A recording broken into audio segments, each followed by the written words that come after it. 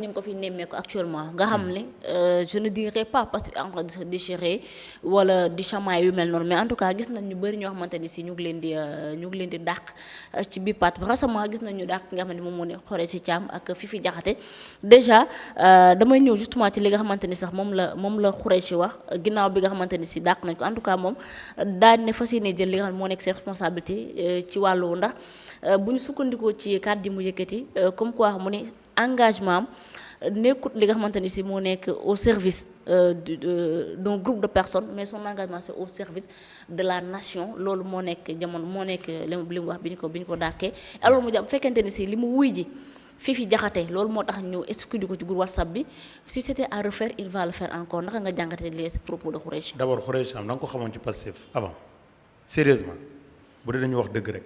da nga xamoon Khoureyssi man mii yàgg ci parti man ci seeg man décembre 2014 laa ñëw Pastef. décembre 2014. maa ngi ci bëgg a yàgg de. dégg nga. Khoureyssi Thiam.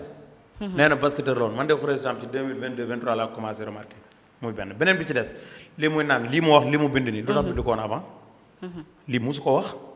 daraan taxaw di publier fu mu dem kër Ousmane Sonko taxaw loolu doon publier tey jii parce que léegi aujourd'hui il a une nomination c'est des gens qui ont changé leur discours. moom mi Khoureyssi Thiam bu dee il s'engage dans un parti bi dem na fi congrès xoolal page Facebook am ndax mës na ci publier. parti bi mi ngi nii di jaay def ci ay vente carte il n'en a même pas parlé je gëm naa ni sax jëndul carte. c'est des gens qui étaient mieux que par le décret présidentiel moo leen ci intéressant mais nañ ci profité. parce que ce décret là ne va pas durer plus de 2 ans. nañ ci profité parce que décret bi dina jeex xam nga lan moo dul jeex. ce parti incha allahu rabbi va reprendre le pouvoir parce qu'on avait déjà pris le pouvoir ñu dem tayale ko.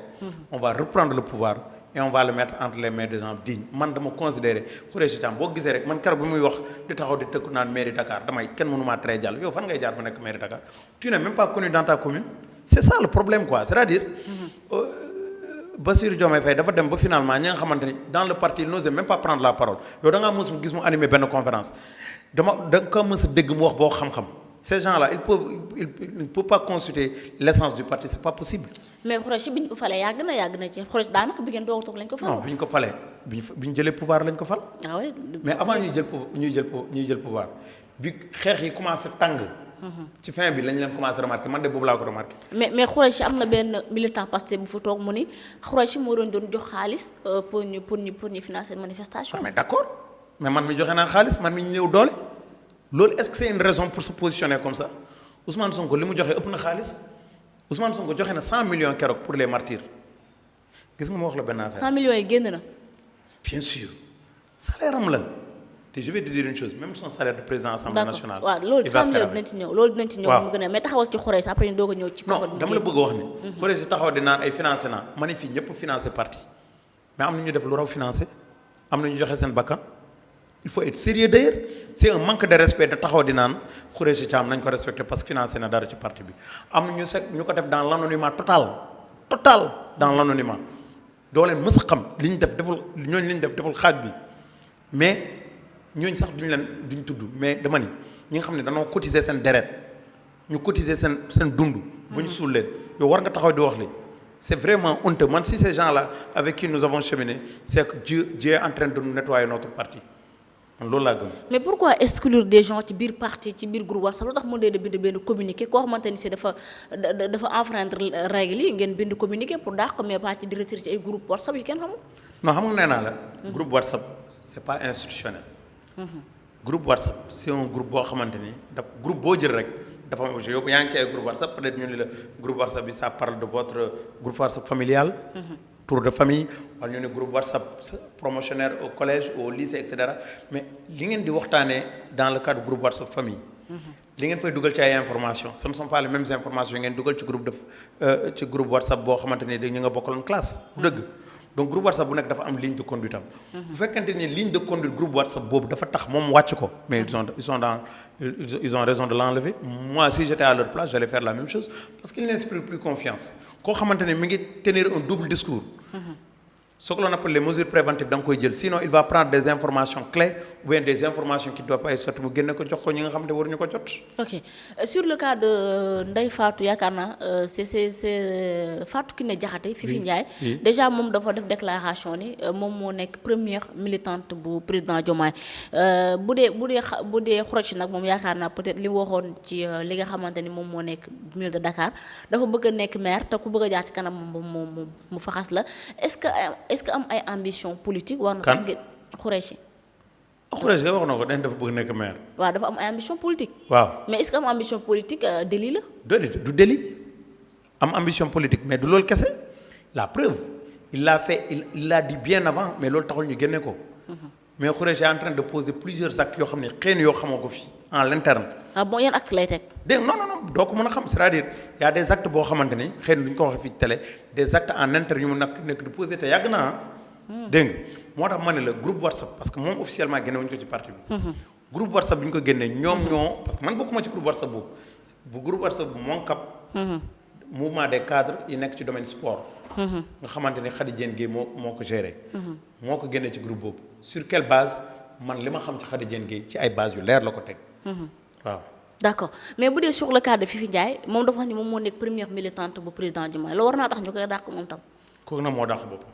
ah man ma waxante dëgg nag yow nga nekk ci parti nga ne ko yow boo créé parti si parti laa jëm mooy que ni man boo créé parti damay bàyyi sama parti dem foofu kooku moom soo nar mook Diomaye ñoo yem Diomaye peut-être c'est un président mu nekk un cas particulier du ñu war a traité parce que dañ ci war a def la forme mais moom du dara moom même Pastef France bi muy wax bi ñu jëlee nguur gi man de laa koy doog a xam Pastef France xamoon naa ko Birame Wolo Ba. xamoon naa fa ñoom Ndeye Rokhaya Thiam Gorgol Thiam mooy DG COSEC. xamoon naa fa ñeneen ñoom Alioune Sall. mais fii mi mosuma ko xam. fii de ba ma demee présidence laa koy doog a teg bët dégg nga donc moom mu des ci parti bi moo toog ci ñoo bokk yem ci amaluñ benn njariñ li ci am solo mooy moom moo taxaw ni Bassirou Diomaye Faye boo créé parti dama lay fekk si. kooku wax loolu nag wax dëgg yàlla moo génne boppam parti. mais xanaa Diomaye nekkatul Sonko. man xanaa Diomaye nekkatul Sonko. Diomaye nekkatul Sonko bu yàgg loolu kay loolu nekkatul débat di yow yaa gën a xam Diomaye nekkatul Sonko mooy Sénégal Diomaye moom mooy Mimi wala As wala ñeneen mais Diomaye nekkatul ñun ñii ci Pastef. Parce que ñun le Diomaye qu'on a élu c'est pas ce Diomaye là le Diomaye que nous avons connu politiquement le Diomaye que nous avons formé politiquement n'a absolument rien à voir avec ce Diomaye là ce Diomaye là yàlla xam fu mu jógee. on a rien en commun je vous assure man le Diomaye que j'ai connu était un ami wax naa la ko fii sama émission passée. le Diomaye que j'ai connu. c'était un ami très proche. xam nga koo xamante ni munoo toog semaine seeti woo ko prison. dama dem ba les gardes pénitentiaires pensaient que c'était mon frère. tellement on était très proches. su ma demee man bëggatuma lenn ci Diomaye bëggatuma appelam bëggatuma daram bëggatuma dëgg daram c'est parce que tout simplement moi je considère que mon Diomaye n'existe plus le Diomaye que Ousmane Sonko a élu n'existe plus. Le Diomaye qui est là, ça n'a rien à voir avec notre Diomaye de Pastef. Le Diomaye de Pastef n'est plus. Alors, dañuy dégg ñu naan le projet Diomaye dafa travailler projet bi même gis naa may mënu bu sa di wax ne actuellement Diomaye dafa mel ni ko ab mépris ci ñi nga xamante ni moom moo nekk askan bi tax ñu fal ko daf koo détourné ñu bëri ci yéen di ko wax. Alors c'est quoi le projet de Pastef exactement ak entre Diomaye Sonko wala entre Diomaye et Pastef qui a trahi qui? Donc man je vais te mettre devant des faits. xam nga ñun suñu projet il faut que nit ñi xam lan la. xam nga ñun suñu projet dafa basé ci souveraineté principal terme boo xamante ni mooy suñu kii mooy ñu fexe ba Sénégal lépp lu mu moom mu teel ko boppam. lu ñëpp bokk ñëpp jot ci lu ñëpp bokk mooy lan ressource minière. lu ñëpp bokk mooy lan mooy budget Sénégal. lu ñëpp bokk mooy lépp loo xamante ni Sénégal mi ngi koy jëfandikoo moom ko muy suñu géej gi muy suñu suuf si mooy lépp ñun ñëpp ñu bokk yem ci.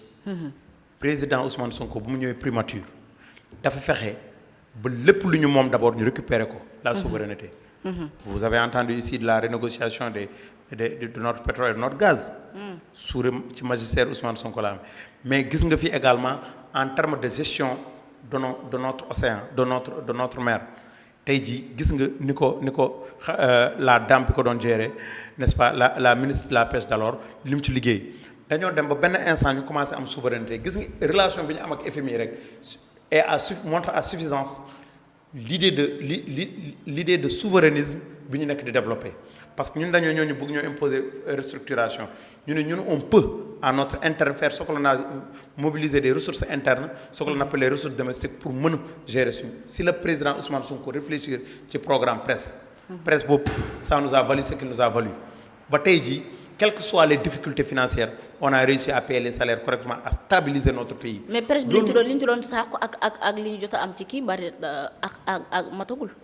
mu ni presse bi li ñu ci bëggoon. mais presse bi ça ne s'étale c'est pas sur une année ça s'étale sur des années c'est-à-dire presse bi progressivement lay absorber notre service de dette donc lay absorber notre endettement excessif loolu moo nekkoon objectif bi malheureusement la dynamique a été cassée la dynamique boo xoolee sax ñun l'idée de souveraineté moo taxoon ñun dañoo jël pouvoir bi rek armée française dem yoonam ñun notre projet on avait une ligne très claire actuellement ñun bi ñuy bind suñu texte entre autres éléments du projet dañ ni caisse noire ñun dañoo gëm ni président de la république waruñu ko bàyyi rek moom ci benn caisse bu amee milliard bu jiite bi di def lu ko neex dañ ni caisse bi dañ ko war a formaliser ñu xam ñaata moo ci war a nekk ñu dugal ci ay contrôleurs ce que l'on appelle des juges des juges financiers maanaam des magistrats des cours des comptes ñu boole leen comme ñoom au moins président buy décaisser ñu xam la ñaata lay décaisser mu jaar assemblée nationale ñu mun ko contrôler correctement nous c'est ce qu'on avait dit mu génn ci ce qu'on avait dit on avait ñun les femmes des présidents ou la femme du président n'est pas une institution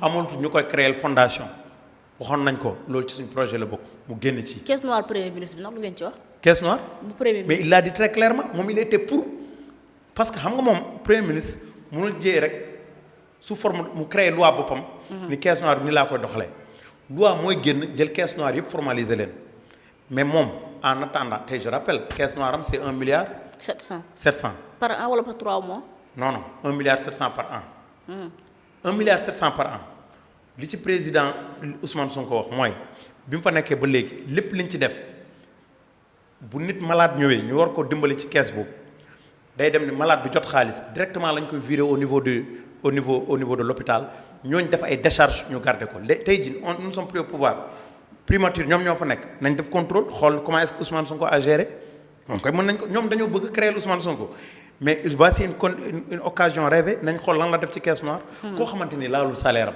te je rappelle Ousmane Sonko bañ a laal salaire am ça ne date pas d'aujourd'hui quand il était député en 2017 salaire am jëlu ko woon da koo maye woon feneen yaa ngi dégg mu ñëw nekk premier ministre li mu wax ci salaire bi ñëpp mën nañ ko prouver koo xamante ni laalul salaire am du soxla caisse noire ak lu mën a am ñun la ñu waxoon mooy caisse noire muy caisse noire président assemblée muy caisse noire premier ministre muy caisse noire président de la république ak képp ku yor caisse noire nañ ko formaliser waxuñu caisse yooyu bu mu am c'est des caisses yoo xamante ni dañ koy soxla parce que parfois l'État a besoin de faire des choses yoo xamante ni mënuñu ko wax mënuñu ko sax wax à l'Assemblée nationale mais loolu c'est minime par rapport ak li ñu ko mën a utiliser ci caisse bi mais ak lu mën a am mën nañ def ñetti juge dans le secret ñu mën a contrôler caisse yi ñun loolu dañ ko diggaale woon ak population ñun bi ñuy dem ci population bi demuñu loxo nen dañu ñëw ci population bi ñu ni dañoo bëgg def lii lépp lu Macky Sall doon def ay fondation ay caisse noire ñu koy foowee et cetera dañoo bëgg souverain tubaab yi dañoo bëgg ñu génnee seen loxo ci suñu économie nangu nañ suñu gaz